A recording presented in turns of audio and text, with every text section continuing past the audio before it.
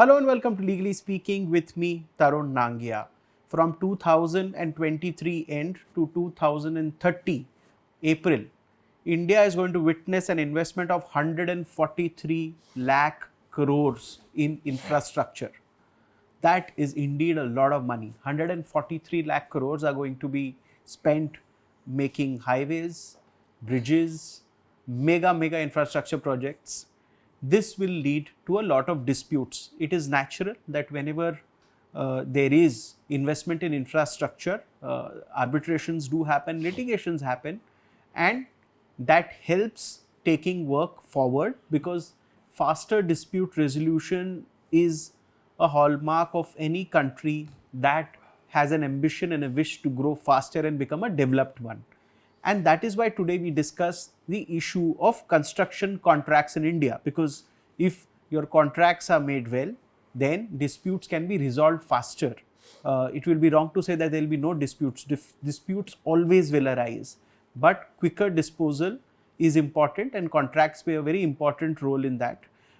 Today we have a guest on the show who has got vast experience on the side of arbitration, international arbitration and litigation at the Delhi High Court and Supreme Court.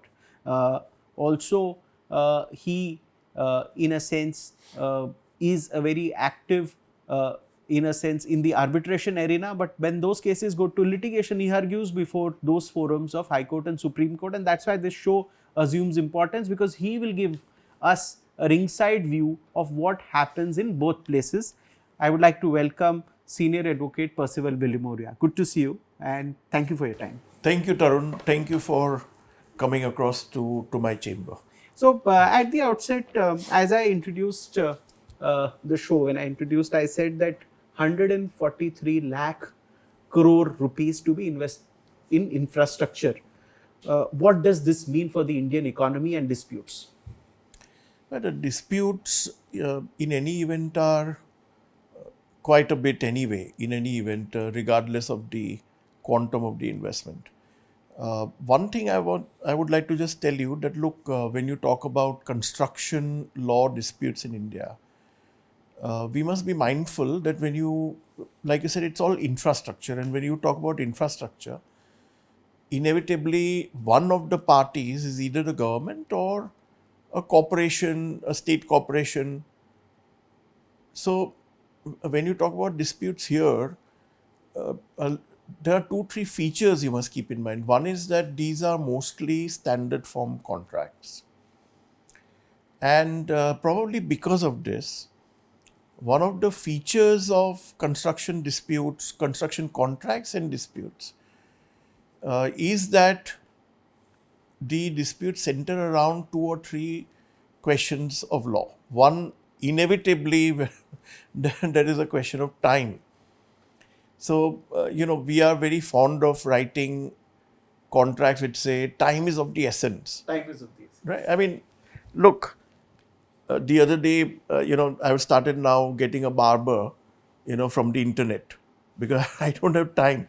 So I book a barber from the internet, and sometimes if he's late, I found myself picking up the phone and saying, listen, time is of the essence, what the hell is going on? Right? So it is something which is inbred. Every contract, even when time is not of the essence. So one is, what is meant by time is of the essence and what are the implications? A dispute center around this. Fortunately, the law on this is now very fairly settled. And then in case of breach, Indian law on damages is very clear. It has to be compensatory in nature, although there have been a couple of cases where exemplary damages, which are punitive in nature, have been awarded. But that's in rare cases. Generally the law in 73, 74 of the Contract Act is that the damages have to be compensatory. So when you say compensatory, it means that you have to be reimbursed, you have to be made good. So if there is a breach, you have to be put in the same position as if the breach had never occurred. So let's take a very simple example. Your car meets with an accident. To compensate you for that, you have to be given a car which is equal as if you're turning the clock back. the same make, the same in the same state of repair or disrepair. So that is compensation. One thing I want to know from you that with the help of an example, a hypothetical example, Right. if you could share construction dispute and turning the clock back is what you said, that the compensation should be equal to what you have lost. So to take the, can you make a hypothetical example and share with the viewers? Sure. So, I mean, the example of the car is one. There's another example, which is, let's say you are taking a flight and the flight gets cancelled. Now, according to the law of damages, it doesn't really happen in practice, but that's the travel industry for you. According to the law of damages, any loss that you actually sustain because of the fact that you could not board that flight on that day, you have to be compensated for. What does that mean? It means that suppose you are taking an alternate flight and that ticket, because you bought it later, just before the flight is taking off, and that flight ticket cost you more, then the difference between that ticket and the cost of the ticket already purchased is something that you can claim compensation for. If you had to check into a hotel overnight, then you can claim that. That's compensation. But one of the other fundamental principles is that you cannot claim compensation from an event which is remote. What does that mean? It means that you cannot say that, oh, I missed my flight and I could not make it for my very important meeting. And if I had made that meeting, I would have arrived at an agreement which would have fetched me profit of X amount. You mean opportunity cost is not tabulated in damages? Well, I mean, see, there are certain opportunity loss contracts, especially in insurance sector. What I'm saying is that compensation has to be under Contract Act. It has to be not a remote cause. One quick question I want to ask you. 2010, if a company wins an award, an infrastructure company wins an award in 2010, to go through the High Court process and then to the Supreme Court, the company eventually wins in Supreme Court, say in this year, 2024. 14 years have elapsed in the court process, which means the court process is also singularly responsible for delay in enforcement of the award. Who compensates the company for the delay? Is it the contractor who's the opposite party? Because the court process has delayed, but then the opposite party has to pay. Now, for a lot of companies who have invested in India, the court process taking longer than it should, which means that that liability or the money that they have to pay as interest only happens because courts are delaying matters. If you could decode this for the investor in India. So, okay, so this is a problem because, especially now our courts are overloaded. The judges are under a lot of pressure. I do believe that they are doing the best that they can. Sometimes you can actually see the tiredness. And I think it's a very sad situation because we must unclog, the cases. See, before COVID, this did not really happen. It's only after COVID that the cases have really piled up. And I don't think we can blame either the judiciary, who is doing their utmost to clear the backlog, or the system. I think there has to be some other long-term solution, and I think that's probably a separate discussion. One follow-up question to that would be, you rightly said that judges request lawyers not to seek adjournments. Do you think the parties are also responsible for delay? Parties are probably, yes. So I've often said that, look, there are a lot of sharp elbows. And typically, the system can be gamed. So, see, you have the rule of law. What does that mean? It means that if you have something to say, then you have to be heard. Now, you have to be heard means audi alteram partem, means the other guy has to be heard. So, if you have something to say, you will file an application. Then the other fellow will have a right to reply, and then you will have a right to rejoinder. So, anybody who wants to delay, typically the way to do it is to file application after application. To delay? But there are ways to deal with it. In fact, our CPC and our court practices, in fact, the rules of the High Court itself has an inbuilt safeguard against these practices. It really depends on how well you pursue and enforce. Now, one thing that everybody wants to know is a little bit more in detail of the Indian law on liquidated damages. Could you in the next 5-7 minutes explain us this concept? So, as I said, there are two provisions for damages. 73, Yes. it has to be compensation. Liquidated damages in section 74 of the law. Now, in section 74, the law is very simple. It says that, look, any penalty or a sum that is stated to be the measure of damages. Okay. See, 73 is about the incidents of the loss, the breach, and the incidents that results in damage. 74 is where parties believe that it's going to be difficult to quantify. Difficult to quantify. Difficult to quantify because there are certain contracts which, by their very nature, it will be hard to. It's not like, here's my laundry bill, please. So you bring in experts. Reimburse me. Yeah, so you bring in experts, but there is another concept which is more in English law, and English law and Indian law differs on this, which is liquidated damages, which means that you have a pre-estimate stated in the contract itself. Pre-estimate. A pre-estimate that if this happens, so typically this is for delay. So if there is a delay, then both parties agree that this is a genuine pre-estimate of the loss you would suffer. And remember, 74 also includes penalty. And what 74 says is that the courts still have to award reasonable compensation.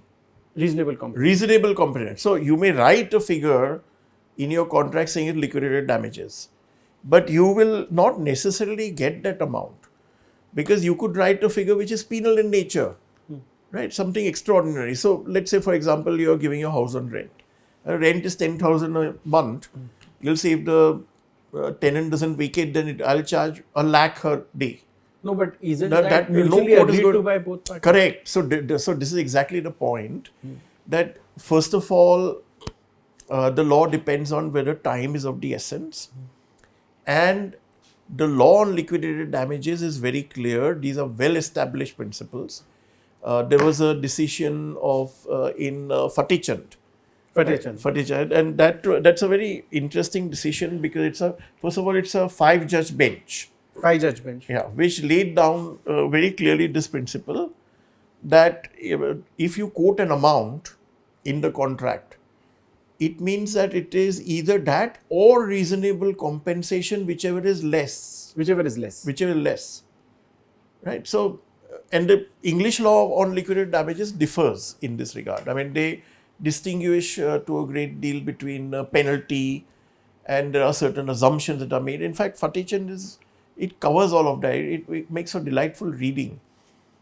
And then, of course, Justice Nariman wrote a very good judgment in Kailashnath. Justice Nariman. Yes, which upheld the ratio of Fatihchand. Okay. And essentially and I think after Kailashnath now, I think most lawyers are unanimous that the issue of what exactly is damages and liquidated damages is well settled in Indian law. Okay. The other issue, Tarun, is also time is of the essence. As I was saying, you tell your barber that time is of the essence, right? What does it mean? It has to be fundamental, right? I mean, it can't be that in all contracts, time is of the essence. Okay. Right. So, now what is fundamental? Fundamental means, let's say it's a contract where, let's say you're hosting the G20. Okay. Now, you have contractors doing work which is essential for you to be ready for the G20. Now, that's a very good example of such a contract being fundamental, where time can be said to be of the essence. Why? Because if your contractor defaults on time, you are not going to call the Americans and the Russian and say, please don't board the plane, my contractor is defaulted, we'll reschedule the G20, right? So it is very obviously a situation where if the contractor defaults, then your entire event is failed. Let's say the Olympics. Yeah. If you're hosting you can't have that, right? And there are many other examples where time is of the essence. So our Contract Act, and I think you have to recognize that these principles evolved in English common law. Okay. Right, and I think the fundamental understanding of how these concepts developed is if you really read English common law. So remember, our Contract Act is 1872. Yes. And there's a section there, section 55, which says that time is of the essence if the reading of the contract shows that it was the intention of the parties. Now, intention of the party doesn't mean that both signed off on it. That's not the intention. The contract has to be interpreted holistically. So, if there is any other clause in the contract that militates against the notion that time is indeed fundamental to the contract, then, no matter what the contract actually says, the courts will say that time is not of the essence. And one example of this is if you have a contract where there is a provision for extension. Okay. So let's take the G20 example. Will you, if you are preparing for G20 and your contractor is running to a deadline, do you think you will write in that contract a clause saying, I will allow you an extension? You will not. Not at all. Right. So therefore, if you have a contract which says time is of the essence, but that also says that you may extend, right, then time is not of the essence, because you have to read the intention of the parties from the contract as a whole. One line here doesn't mean anything at all. So you mean the courts in their own wisdom will decide whether time is of the essence in any contract that is signed into by both parties? There are certain tests that are laid down. Like, for example, if you have, sometimes a contract will say, any delay, I will levy a penalty or a liquidated damage. So if you have a clause which enables you to extend, if you have a clause that says that in case of delay, penalty, that means that delay is not fundamental because you are willing to accept a monetary compensation for that delay. So typically the jurisprudence is that if you have these provisions, you cannot possibly say time is of the essence. And see, why is this important? Because if time is of the essence, you can repudiate. Repudiate means cancel the contract. Okay. Right. So, for example, I can't cancel my barber, or I could, right? I could have a haircut the next day. But if I'm running a G20, you can't. I can't, right? So, therefore, if I feel that the contract is running late, he's never going to be able to deliver on time. What will I do? I'll cancel the contract, and I will appoint another contractor to take over his work and finish it in time. And that will be much more expensive because I'll probably have to... But this contractor won't be able to challenge that decision. If time is of the essence, then he can't then challenge. the contract itself can be repudiated. Yes. Rescinded. Yes. Right. So he can't challenge, except he can challenge that, okay, time is not of the essence. If he takes that view. If he takes that, right. Now, so therefore, and just see how the fundamental logic of law, which has evolved, over the centuries. So the point is that if you rescind, so time is, if it is fundamental and that contract shows this, then you can cancel the contract, get somebody else, deploy more resources, maybe at a higher cost. Now remember that in that case, and most of our public sector contracts have a clause for risk purchase. Risk purchase. It's a risk purchase. It's a very deadly clause. What it says is time is of the essence, and of course courts will construe whether it is or not. But if time is of the essence, then, and if you do not deliver, then your contract is cancelled and another contractor will be appointed to complete the work. And that will be at your risk and cost. So you have to pay me, you have to compensate me for that. Oh, okay. Right? So that's known as a risk purchase.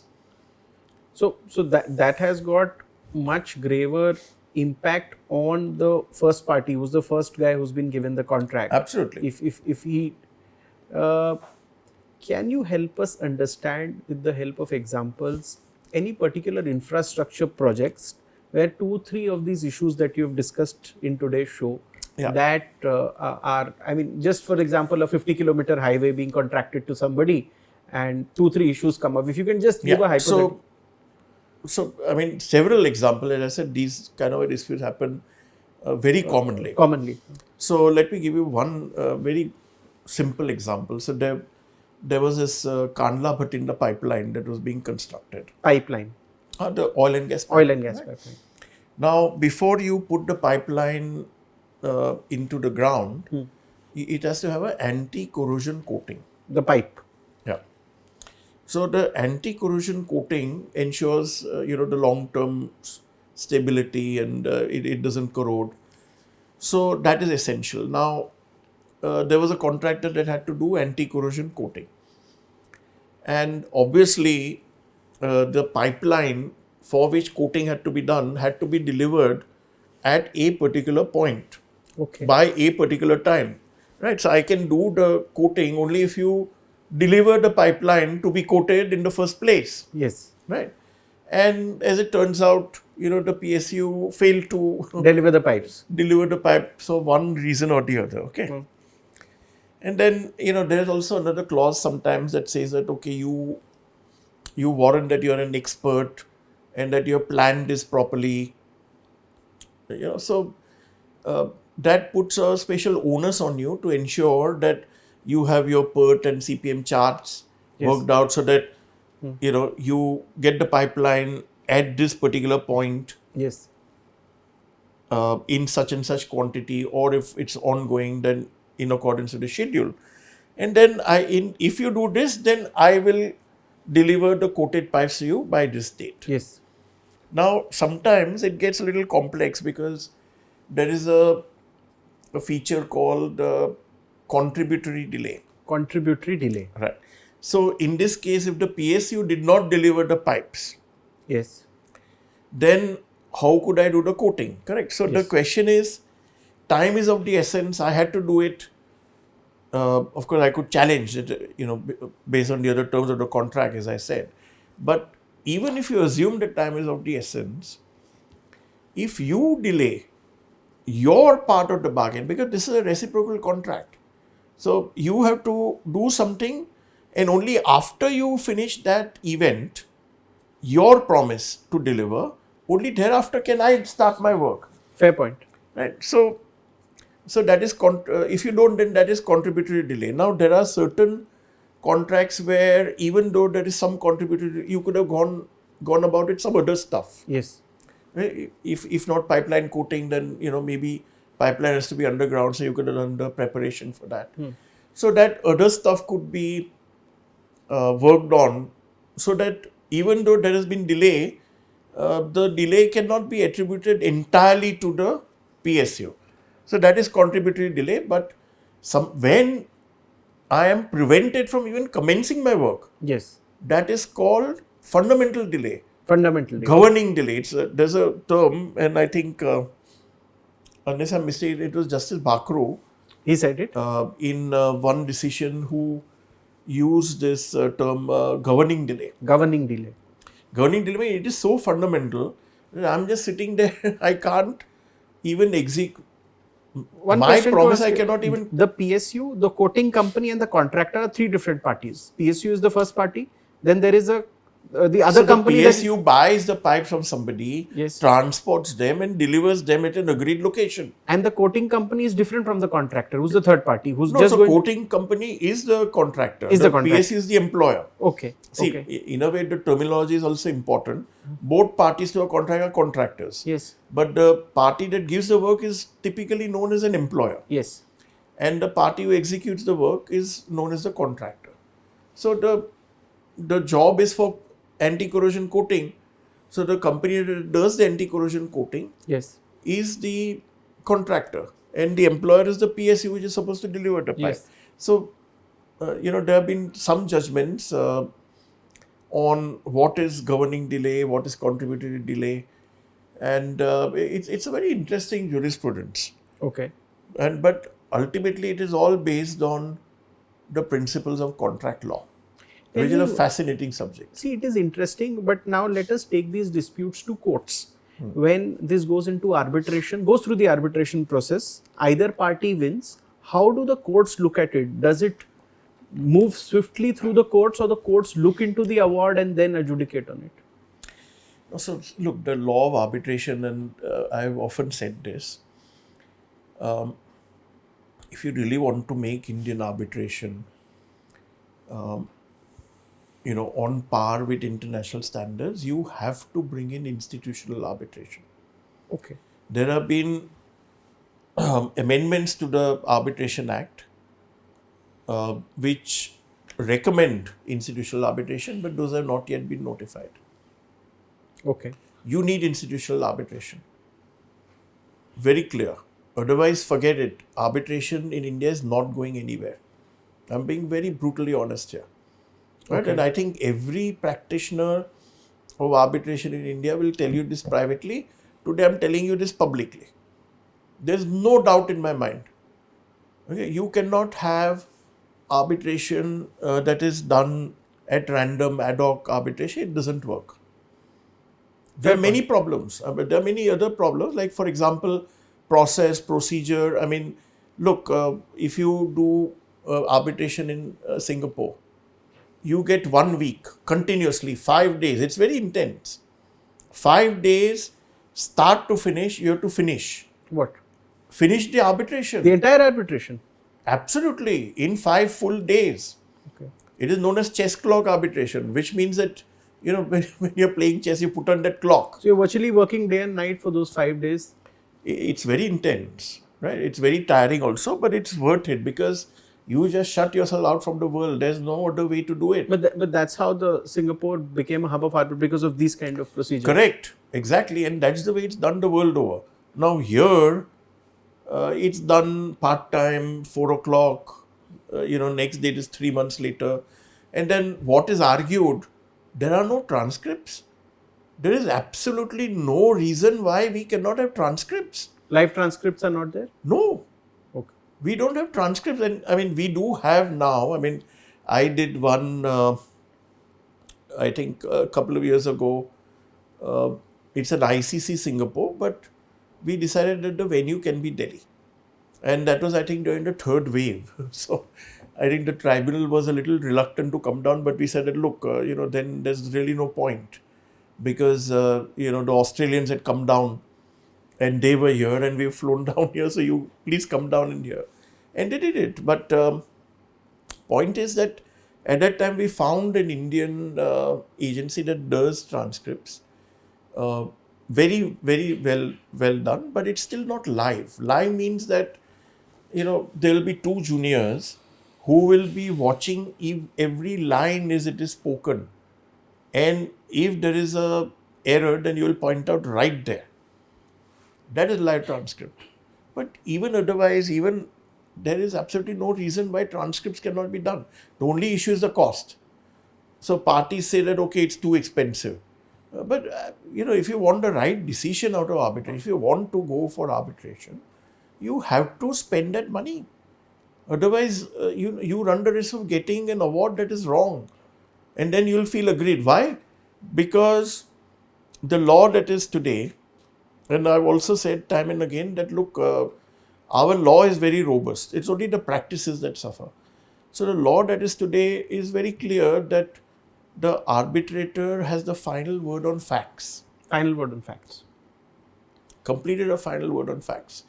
Except if the award is arbitrary and capricious.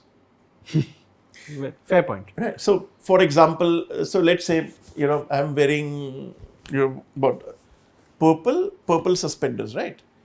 So, if you're the arbitrator and you come to the conclusion that Mr. Billy Moria was wearing blue suspenders, right? So, right on the face of it, you have completely misread the evidence. That would... that case. Yeah, but that would be arbitrary or capricious. But by and large, I think Indian court said that, look, we will not interfere on facts. They don't? Very reluctant to, right? Except in situation like this. And I believe in these situations, you must intervene. See, because if you want to encourage arbitration, then there has to be some guarantee to people who write arbitration clauses that they will get a fair award. In fact, I want to ask you a question from the 30,000 feet level. And what is that question? At the outset, when I introduced the show, I said 143 lakh crore rupees going into infrastructure investment. Are we ready to handle the quantum of disputes that India is going to see, or we'll get crushed under the load of disputes if you are not able to deliver on time? What we deliver on time is quick arbitral awards and quick enforcement. Yeah, so look, we have many institutions in the country, right? And I think MCI and the institution down south, Nani Palkhiwala, I mean they have been trailblazers. The point is that we don't have one Indian institute, right? So when you think about Singapore, you think about SIAC, London LCI. Although, I mean, Singapore has other arbitral institutions as well, but the thing that comes to your mind is SIAC. Right? It's an immediate reaction. So you don't have one very, very dominant, although I think probably MCI is probably getting there. But you need one very big dominant, You mean one lead center one in the lead center. which has about 200, 300 cases. Arbitration. Whatever may be the quantum, but one lead center that, see, case management is a very important issue in arbitration, right? In fact, in litigation as well, but that's a different story altogether. But in arbitration, what happens is that the registry and the case manager, they are always copied and they do the case management. And that's very, very helpful. Then the awards are peer reviewed. Sometimes, in fact, the awards do come out a little later than they should because of the peer review. Yes. But that's a quality check that must be done. Because if you are going to say that, look, arbitral awards cannot be interfered with, right? And nobody has a quarrel with that. But then it should be a award that, see, no litigant is ever happy with an adverse order or an adverse award. But at least the fellow should not say, what? One final question that I have for you on the show is that because construction contracts and disputes relating to construction contracts are going to grow greatly in number in the coming years, every arbitration, should it land up in the Supreme Court? Should the Supreme Court of India have to deal with every dispute coming to it? So every arbitration in its finality will reach the Supreme Court, where it will be adjudicated upon and then decided. So either the NHAI will go to the Supreme Court or some other party will go. So everything in the end has to go to the Supreme Court in India. Do you think that is where something needs to be done? What? I don't have an answer today. The answer is very clear. It's in the jurisprudence. Supreme Court only has to look at what the appellate court. So first is the Section 34 challenge to the award. The second is that you can appeal that. Yes. Right? So typically an intra-court appeal. Yes. And then the court of last resort, which is the Apex Court of India. Yes. Now, the Apex Court of India is only supposed to look at whether the appellate court, which is the division bench, it looked at everything that it could have looked at. It doesn't interfere. So it's not an appeal. See, even the challenge is not an appeal. It's a summary proceeding. You can only challenge an award on the ground set up in 34 subsection 2. And there are very specific limited grounds. And I do believe that those grounds are necessary for ultimate. One question before we end. I gave you an example of 14 years for an award that went in the contractor's favor. After the arbitration award, they won, the award was in their favor. 14 years is a very long time. Do you need a court of arbitral appeals or special benches to deal with arbitral appeals in the Supreme Court and the High Court? But we do have, no? I mean, it goes to the commercial bench. Yes. So to that extent, we do have that. Okay. See, I mean, time is also a function of the backlog and how many cases you have. So you mean arbitration can't be given a separate treatment? I'm saying they can't be given a separate treatment because the problem that you're talking about is across the board, not just in arbitration. Why should divorce cases be held up for 14 years and not arbitration? You mean every case has to have every litigant should have speedy justice, but not at the cost of the rule of law. Now the problem is that when there is a backlog, either the rule of law suffers or the justice suffers. Which one do you want? So I am not in favor of courts, listening only partly or some special court setup. Those are not the right solution. The right solution is systemic. to speed up as a whole. To speed up as a whole, not just arbitration. I mean, we are constantly talking about arbitration in commercial cases. What about, criminal cases? Bail, of course, I mean, the obviously, financial crime cases it's a also. matter of liberty. Yeah. Right? So then bail must be disposed of. So, I mean, everything will have to be disposed of earlier in that case. Everything has to be disposed. The problem that the reason why it's not being disposed of earlier. So there is a senior advocate who I really admire. He's written a book on law and delay. You should read that. Okay. Law and delay. Yeah. So, or what is it? Delay and justice. Okay. I'll give you that book. You should read that. He's a, I think I rank him as a genius. Okay. Okay. And he has some solutions over there that are set out. Okay. And there can be many others. I mean, for example, why don't we just increase the, the strength of the bench? I mean, as a whole, rather than increase, just fill up the vacancies. Correct. But that will still not solve the systemic issue. Those are separate. The systemic issues will still remain, but that is something which is an immediate solution. But I would like to thank you for your time. We discussed today 3 important elements. Time is of the essence, delay and law on liquidated damages. I just want to cover another. Okay. When you talk about damages, there is the concept of law of public law. Public law. Yeah. Damages in public law. Damages in public law. Right. Okay. And there, I think, one judge, again, who I really admire, Dr. Muralidhar. Yes. He has written an excellent judgment that summarizes, that law is also very important, but there is a judgment called Ram Kishore. Ram Kishore. In the Delhi High Court. And I think it summarizes everything. It talks about the dictum of res ipsa loquitur, which means that in public law you can get damages for breach of duty. Okay. So let's say you're walking down the road and there's an open manhole. Okay. Right? So res ipsa loquitur means the thing is what it is. Yes. As it appears to be. So common sense dictates that it has an open manhole, sooner or later somebody is going to fall in. Yes. Right?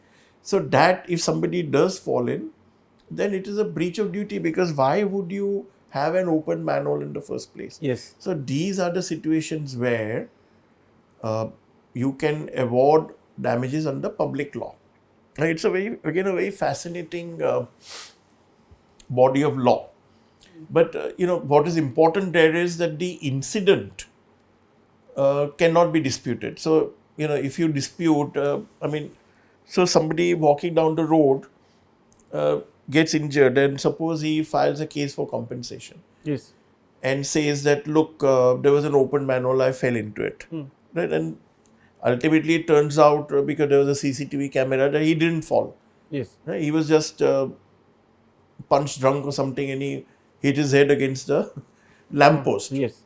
Right? So the incident cannot be disputed. But if the incident did happen, then it as a public law remedy, the municipality has to compensate the man. Okay.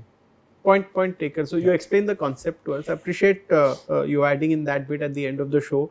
It was interesting to talk to you on this. On the next show, would like to discuss the issues of enforcement in the Indian context with you, given the fact that a lot of money is riding in a lot of venture capital, also a lot of money investment from many countries across the globe is coming into India, and they want speedy resolution, and enforcement is an interesting aspect. But that's it for now. Thank you for your time, and thank you for sharing all this with us. So that was Senior Advocate Percival Bilimoria. He shared namely 3-4 concepts with us, which was on delay, damages, law on liquidated damages. It was an interesting discussion. I enjoyed, and I hope you enjoyed it too. Thank you so much for joining in. Thank you, Mr. Bilimoria.